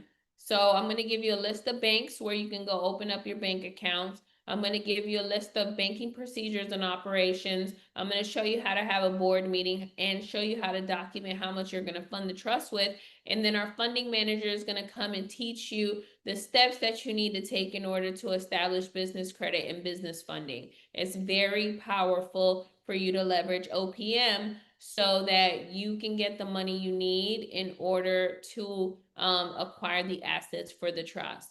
Now, the last day is Friday. On Friday, we focus on asset protection. So I'm going to show you how to transfer your house into the trust by way of quitclaim deed, how to transfer your vehicles into the trust by way of a bill of sale, how to transfer your LLCs and corporations into the trust by way of a business purchase agreement and amendments to the articles. And then our CPA is going to come in and teach you about trust taxes so that you can understand the dynamic when it comes to how advantageous a trust is in your overall tax structure. So the workshop, you do get lifetime access to the workshops, which means that we do the workshops every 4 weeks. The next workshop is April 6th to the 10th. And during that time, you get to attend the workshop live. But if you're not able to, the workshops are also recorded. So you get lifetime access to the recordings as well. Now, when you are attending the workshop, right, you get lifetime access to attend all of the live sessions. So that's the one that's in April. You can attend the sessions in May, June, July, August, if we have sessions in 2027, 2028, 2029. So you get to attend all of the live workshop sessions for life, okay? So that's going to put you in a position to where you get that sense of security to know that you are confident enough to operate the trust and be a trustee. Now, the workshop is only $2,500, and the next option is Done For You. Done For You is where me and my team will set up all 3 trusts for you, so it's customized, and we will apply for all of your EINs for your trust so that you can open up a bank account, and then we will transfer all of your assets like your house, your cars, your businesses, your insurance policies, things of that nature. So you get individualized support, you get a one-on-one session with me where we go through strategizing and structuring. And then with that, it's just total customization and extended support. So the Done For You service is only $7,500. If you guys are interested, then you can go to the website wealthytrustee.com. You can send us a text or you can give us a call at 305-749-9215. You can also send us an email to info@7waystowealth, and you can visit our social media. So what I want to do is I want to show you what the course looks like. I want to show you what the trust looks like, and then I will go ahead and answer all of your questions that you have this evening. And for those of you guys that stayed on the call for the entire time, I do want to give you a gift and offer you 20% off if you guys enroll in the next 24 hours. So all you would have to do is use the discount code TRUST20 and you can enjoy 20% off from now until tomorrow at midnight. So let me go ahead and show you what the trust looks like. So this is an example of our trust document. So everything that you see in red is what you would be customizing for your trust, right? So this trust is over 60 plus pages. And these are these provisions that you need that are going to hold up in court in the event that somebody wants to make claims against your trust organization. So it's really important that you establish a bulletproof trust that's actually going to protect your assets. So let me show you what the course looks like. So this is what the course looks like. So after your induction, then you'll dive right into learning what a trust entity is. So you'll learn what is a trust and the different parties like the grantor, trustee, beneficiaries, successors, protectors, the benefits and the different types.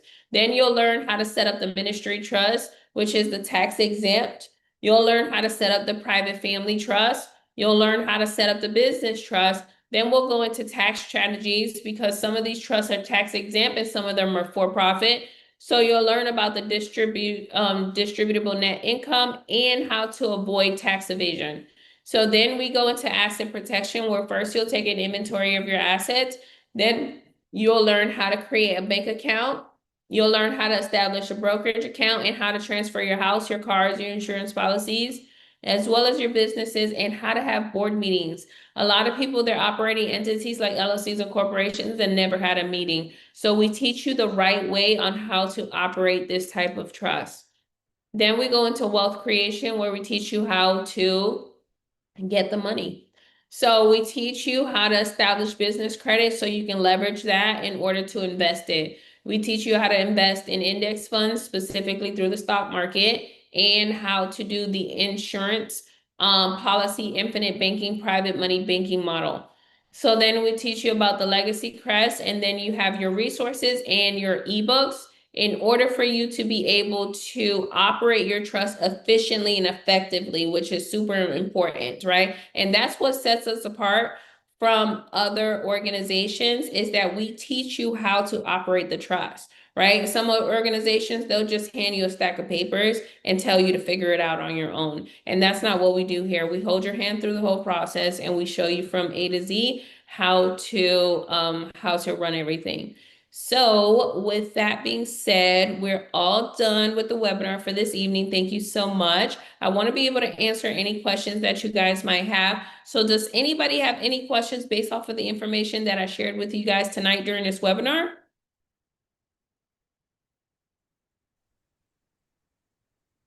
Somebody said, thank you. You're absolutely welcome. Ms. Williams has a question. Hi, Ms. Williams. Hi. My question about the life insurance is, it's my understanding that there's a certain point that you can put in and then it becomes taxable. Is that right? Yes, that is correct. So it's all in the way that you're structuring it. So when you structure your life insurance policy, then you want to be able to structure it to where you know how much you're going to be funding it with. So if you're gonna say, hey, I'm gonna flow in $100,000 a year into this policy, then they will structure it that way to allow you to flow in $100,000 for the year. If you try to go over it, right, over the 100,000, the life insurance company will let you know, hey, you're close to your MEC. MEC stands for Modified Endowment Contract. So if you hit your MEC, that means that now your life insurance policy that was once tax-free is now going to be taxable. And that is not ideal unless it's owned by a nonprofit. Okay. And then last question about that. And so I recall that you said that you have, or at least your trust has 5 insurances, life insurances. Are those on your name specifically, or is that in everybody in the trust? That's everybody in the trust. So it's in my trust organization, I have 5 key people, and 2 of them are trustees and 3 of them are beneficiaries. So all 5 of the people have are insured, and the policy owns all, excuse me, the trust owns all 5 policies. Okay, those are my only questions. Thank you. You're welcome. All right. Next we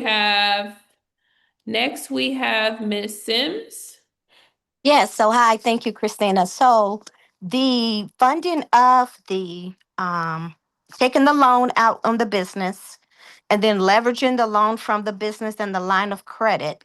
For example, if that line of credit is a loan or if it's even a credit card, and say you got it for 50,000 and you take 50,000 and you max it out and then you put it into the IUL and then you borrow it against the IUL and then you go and put it down into escrow.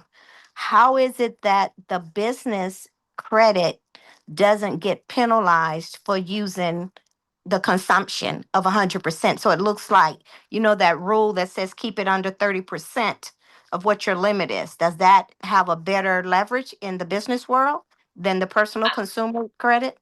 Yes, I'm so glad that you asked that. So when it comes to utilization, it does not affect business credit. Business credit is very different from personal credit. So your utilization doesn't affect your score. So with the business credit, it's called a paydex score. The score is between 1 and 100. So it's different from your FICO score and it's different from your personal credit, and utilization does not affect your score at all. Oh, so how do you find your business score? Because I went ahead and did the line of credit for the business like you asked me to, but I haven't utilized it yet. So in order for you, so first of all, you need to generate a paydex score. And so sometimes it takes a minimum of 5 to 7 lines of credit in order for you to generate a paydex score. Okay. And then there's a time frame too. So you can generate a payday score in as little as 3 months, as long as you have a sufficient amount of trade lines. Now, the way that you can check if you have a payday score is you can go to nav.com. So that's NAB, and you'll be able to check to see if you've generated a payday score. You can also monitor your business credit through dnb.com, which is Dun & Bradstreet, which is the largest credit bureau for businesses. So should I have a Bradstreet number with my business the same way we do with the nonprofit? That's correct. You should have a DNB number if Okay. you are establishing business credit for whatever entity. Okay. All right. Got it. Thank you. Oh, but You're so welcome. when you put it into the IUL, you would have already had to pre-structure it so that you're not over your MAC, or is there a timeline before they want to charge you a surrender period in order to get your money out? Even though you just put it in, it's your new money, right? So it becomes accumulated cash. Yeah, so that's a wonderful question. So yes, you would have structured it properly so that you're able to put in 50,000 or 100,000 or however much that you're going to follow it. There is a surrender charge. Everyone's surrender charge is different, and that is based on how the policy is structured. And I let people know that a surrender charge is like a security deposit. You're going to get that money back, and they're going to release it back into your cash value once you haven't canceled your policy within the first 2 years. Now you can start borrowing the funds that are in your cash value after you have met the surrender charge. Okay. Okay, got it. All right, Very thank you, good. Ms. Simmons. All right, Is there next. a vehicle? Is there a vehicle besides the index life policy? I wish the annuities had that same type of setup. Have you Yeah, heard? Do they? no, they do not. Okay. And you can do this same concept with a whole life policy. It doesn't have to be an IUL. Oh, okay. All right. Thank you. You're welcome. Next we have JB.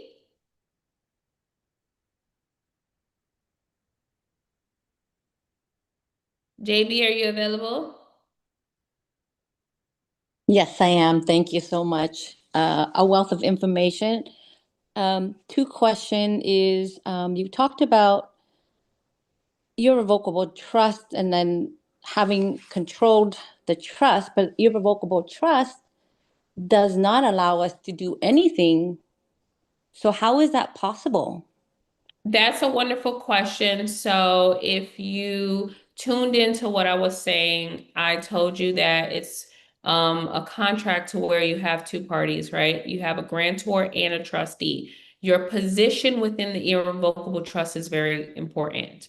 If you are the grantor, you have no power and no control. If you are the trustee, you have all the power and you have all the control. So you have to structure it the right way, and you have to make the agreement between the grantor and the trustee to know who has irrevocability and who has full control. So if you are establishing an irrevocable trust and you want control, then within you and the grantor, they're going to appoint you as the trustee, and then they are going to have irrevocability.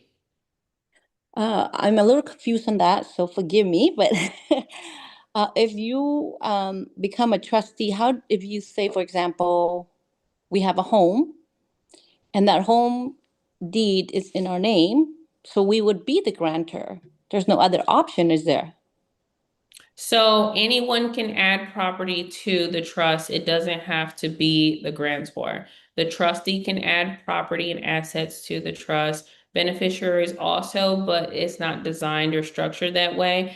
And outsiders as well. So for example, if you set up a trust and let's just say your parents wanted to gift their home to your beneficiaries, they can sign that property over into the trust. So it doesn't only have to be the grantor, it can literally be anyone on the planet. Well, in this situation, I'm in the process, and I will be taking your course, but in the process of creating a trust, and I own a home, but I want to create that trust. But I would love to have the role of a trustee. But if you were going to deed the home to the trust, don't you have to pay excise tax and all of that in So order for? So that's only if you sell the property. So we don't recommend that you sell the property because then you're going to have to pay capital gains tax. Mm-hmm. So what you want to do is you want to gift. Okay, so all of your assets, meaning real property and personal property, should be gifted. So your car should be gifted. The cash should be gifted. Your life insurance policies, your real estate should be gifted so that it doesn't trigger a taxable event for you. So then in this situation, if I'm gifting it to the trust, Correct. um, whom do I name as a grantor? The grantor of the trust. Yes. If everything is from me gifting it to the trust. So anyone can provide a gift to the trust. It could be a community. So for example, let's just say that my business, right, has $100,000 and I say, hey, I want to gift $100,000 to your trust. If you're the trustee and you're saying, yes, we're going to receive that gift, your trust can receive the gift from my LLC of $100,000. Um, I'm not getting, but in my situation, who is the grantor of the trust then? Anyone? So, so it's a two-party contract. So you have to choose that other party. Oh, so it could be anyone then. Correct. Okay. So then on that trustee, if I'm the trustee of everything that I gifted in that trust, am I liable because my name is as a trustee in that trust? Like, should there, So, because it's so my that's property that I gifted into the trust. Yeah, so that's a great question. So trustees are only liable for the assets. So, so if you are placing an asset into the trust, Mm-hmm. you are the fiduciary, you're responsible for that asset. So meaning that you're going to ensure that that asset is well maintained. You're not going to be grossly negligent and allow that asset to become to depreciate in value or to, be run down and devalue, things like that. So you're going to be liable for that. You're not going to be liable for any other person's actions in the trust and any actions that you made in good faith. So let's say, in this world, everybody likes to sue everybody. And because I am gifting it to this trust and I am the trustee, does the court have access to that information? They don't have access if the trust is not registered. And if in the event that someone wants to sue and take the property, they'll go after the trust. They won't go after you personally because you are not the trust. Okay. And then with the beneficiary to your children, do we create a trust when it's the beneficiary, instead of putting their name, we put their trust, correct? If you would like. Not everyone chooses to do that. So if you would like to create a sub-trust, which is a trust for your child, you can do that. So if should something, so my understanding is that within this trust, the money is in that trust, and if your children, let's say, were to be in a situation that they would be sued, would the benefits be liable to the court situation, or no? No. Okay. Yeah. All right. Thank you so much. You're welcome. Next we have Natalia. Hey, Christina, thank you so much. You're welcome. Great Hi, information. Natalia. Yeah, I'm glad that the previous lady asked good questions. It was on my list as well. So I own an S corp, and it's a tracking business, and 2 hours as well income streams. And you already said that S corp is not an LLC, and it cannot be kind of owned by trust, correct? Correct.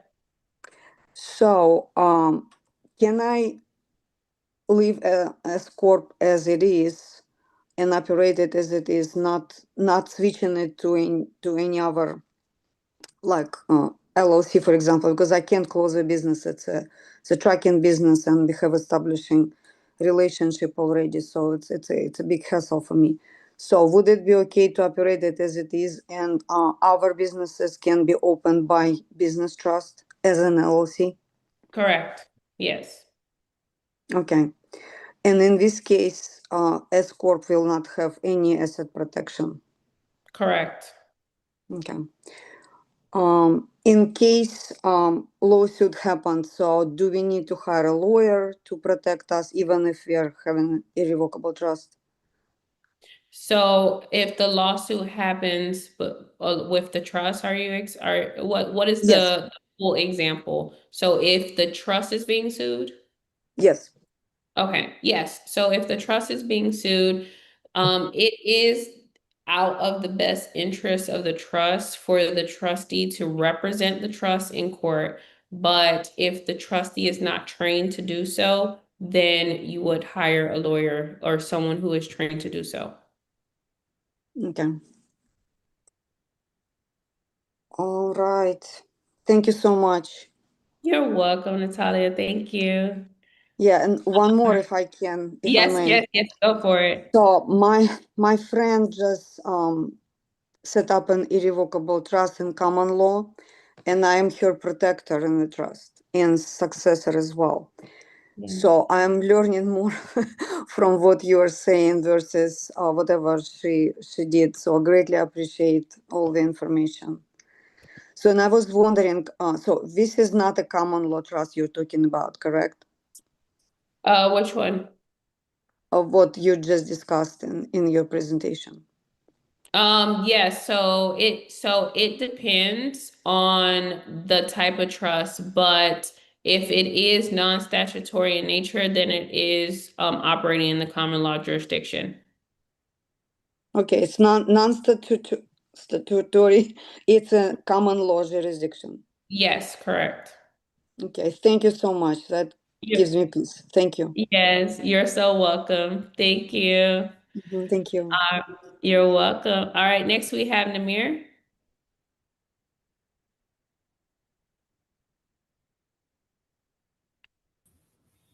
Greetings.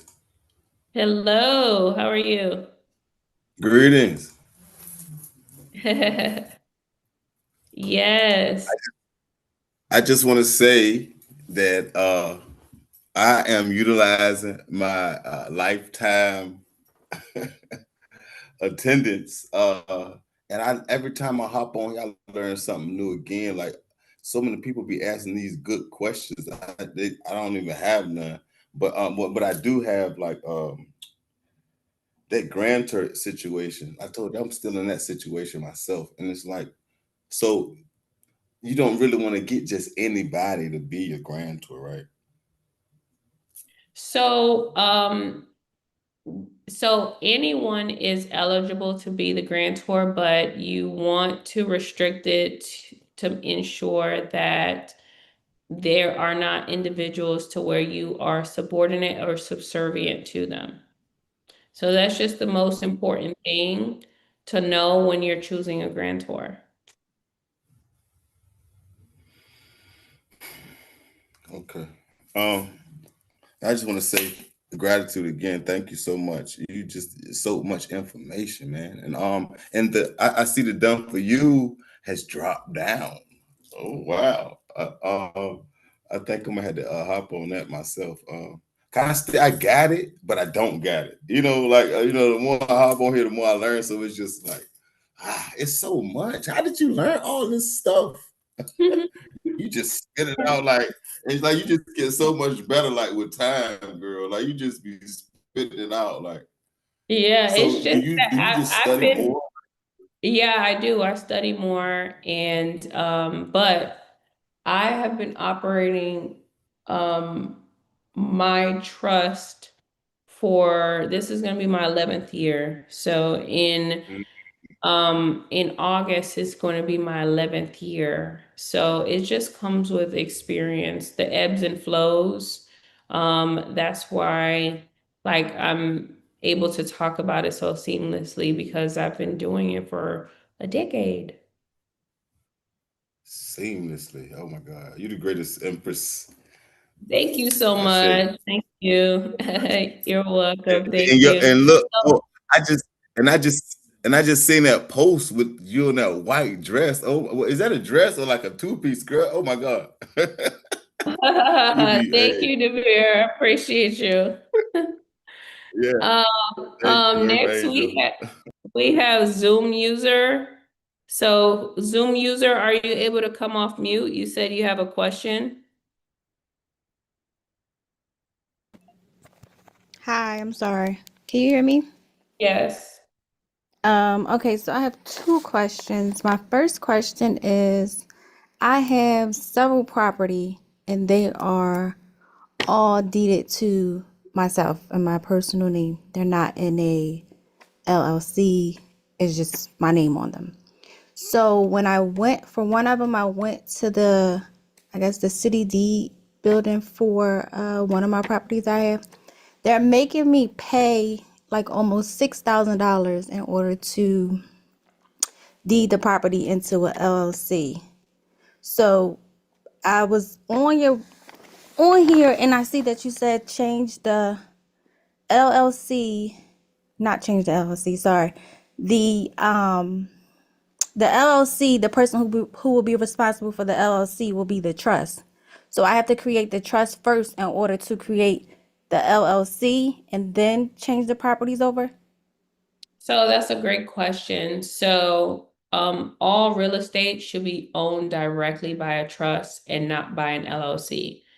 If you put it into an LLC, it will end up in probate. If you put it into a trust, it will avoid probate. To answer your second question, if you want to open up an LLC, you will create the business trust first. Because if you don't create the business trust first, then that LLC will end up in your personal name and you don't want that. So you want to create the business trust first, and then that trust will then form the LLC. Okay, and then I'll just put that name on the deed and take it down there to register under the new name. Yeah, so you want to create a trust and transfer the deed into a trust, not an LLC. You can have the LLC manage the property, but not own it directly because it will not be protected. And they'll still charge you the fee. I'm not sure how your county operates. $6,000 sounds too high. I don't know if there's taxes or penalties or if you have a lien. There's so many different factors. So I'm not sure what your fees are going to look like. Okay. And then another thing, the other question was I had when you said it was irrevocable, you couldn't change anything that's in the trust. Does that mean like the properties and things that you put in it, like once they're there, they're there? If I wanted to sell something, would I be able to sell it? Yeah, Or that's just the, so as long as you're the trustee and not the grantor, then you're able to sell property, you can add property, you can remove it, you can make changes or amendments to the contract. all right, cool. That was it. Thank you so much. I appreciate it. You're welcome. I appreciate you. All right, and the last question we have is Miss Williams, and then we are going to end for tonight. And I appreciate everyone who decided to stay until the very end. Okay, this one's slightly a bit off topic, but I was listening to one of your videos where you were saying you wanted to get into mobile home investing, and then like the next video, you said that you had kind of acquired the mobile home investing. I was just Not kind of wondering how not that's kinda, not kinda, I did. So okay. Yeah.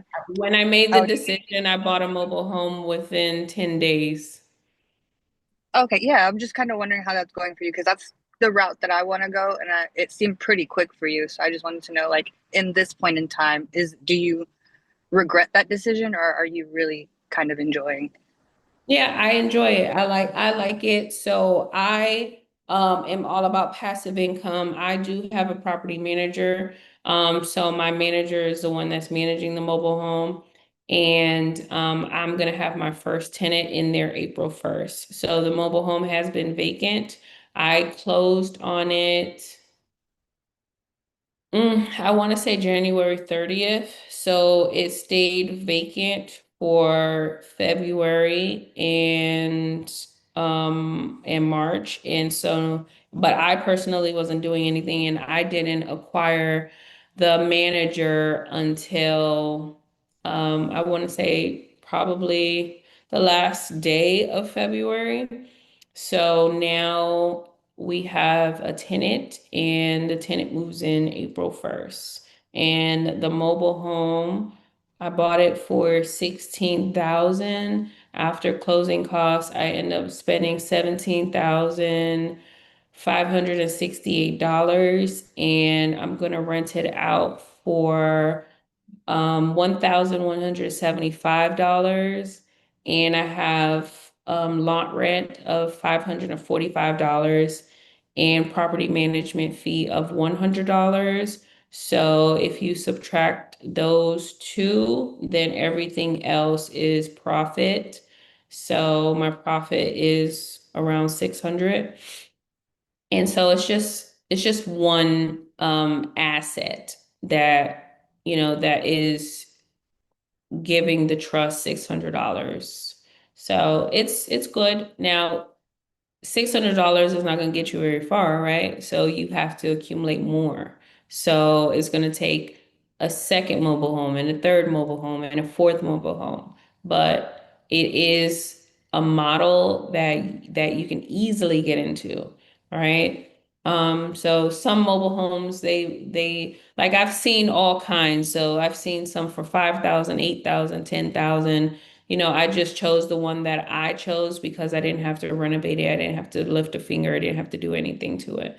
So it is, I think that anything in real estate is the way to go. And the thing that I like about mobile homes is that it's low barrier to entry. So imagine getting a piece of property that's income producing for only 16,000 versus, a regular construction, a regular like concrete house for 150,000. That's a big difference, right? To receive the same amount of cash flow every month. That's huge.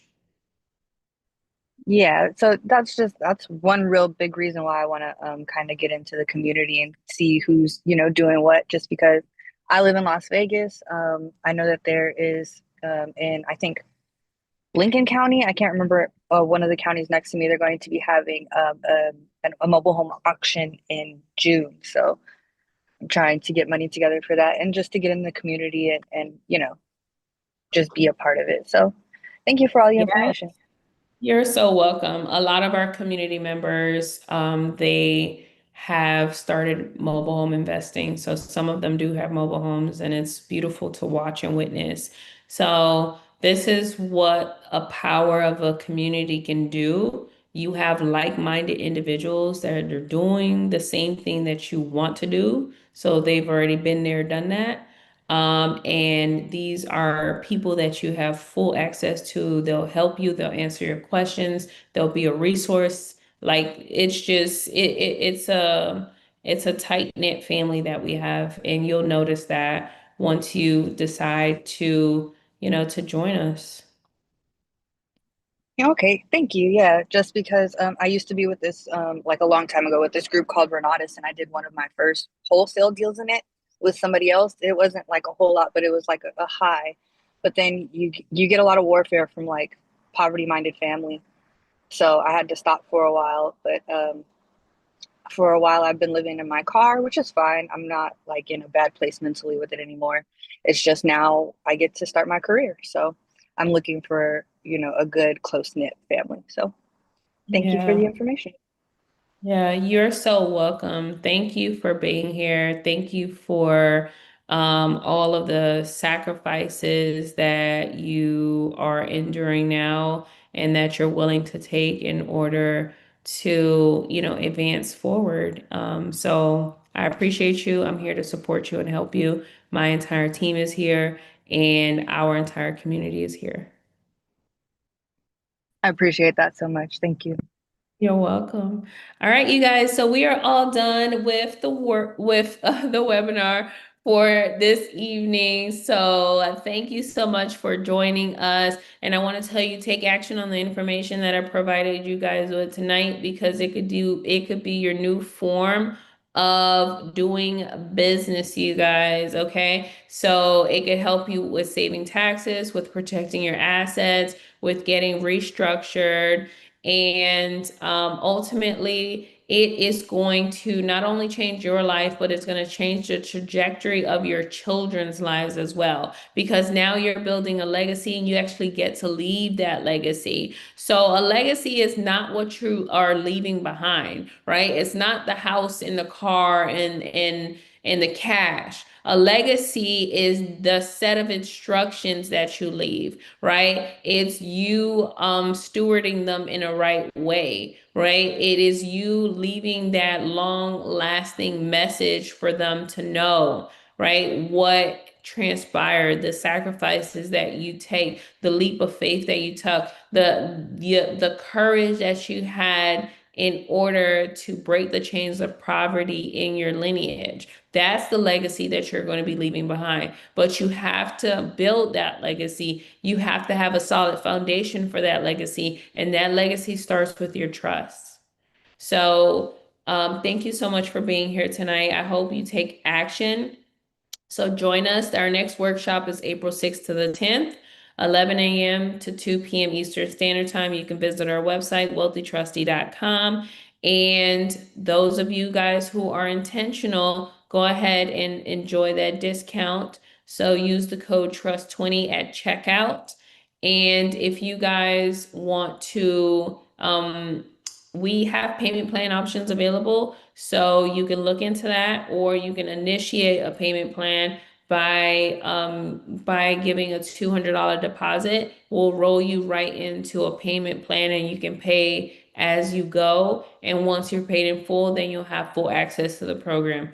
So everybody, I absolutely adore you. You guys have a good night, and I will see you soon inside of the program or on our next webinar. Bye bye. Are you Christine?